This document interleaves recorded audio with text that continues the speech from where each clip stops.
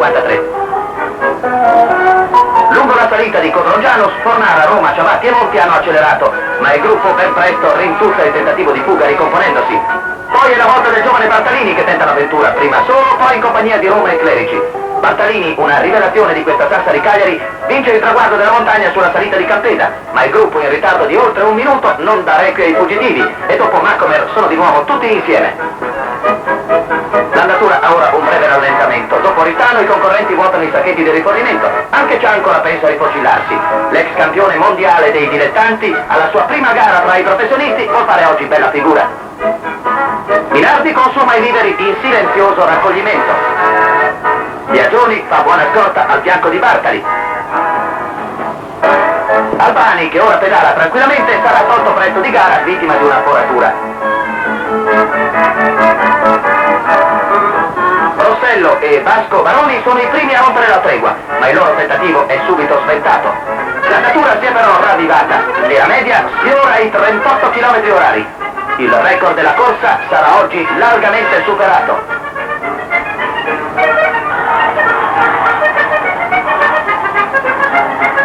Bartali pedala con scioltezza e il passare dei chilometri non lo preoccupa. Gli applausi dei tifosi sardi sono tutti per il vecchio Gino.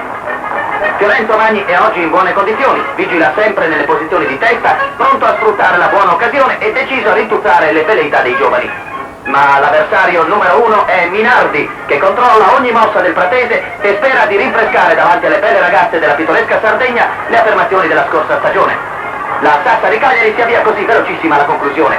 Scatta ancora una volta Bartalini, seguita da Belga, Ketteler e da Ciolli. Gli assi temporeggiano e si forma al comando una pattuglia di 7 corridori. Bartalini, Ketteler, Ciolli, Baronti, Tedesco, Tyson, Baroni e Monti. Il loro vantaggio sul gruppo non supera però i 200 metri. Entrano a loro in azione i grossi calibri. Magni, Minardi, Corrieri, Clerici e il Belga e Panis raggiungono il plotone di testa. Poi Minardi e Magni passano all'attacco. E alle porte di Cagliari staccheranno di forza tutti gli avversari, mentre Gino Bartali sarà vittima di una caduta. Allo stadio Ansicola la folla scatta in piedi a salutare i due campioni che lottano per la vittoria finale. Magni conduce e Minardi nel tentativo di rimontare scarta e cade. Fiorenzo vince così la quinta edizione della Sassari Cagliari, mentre il romagnolo si classifica secondo tagliando il traguardo sorretto dai suoi tifosi.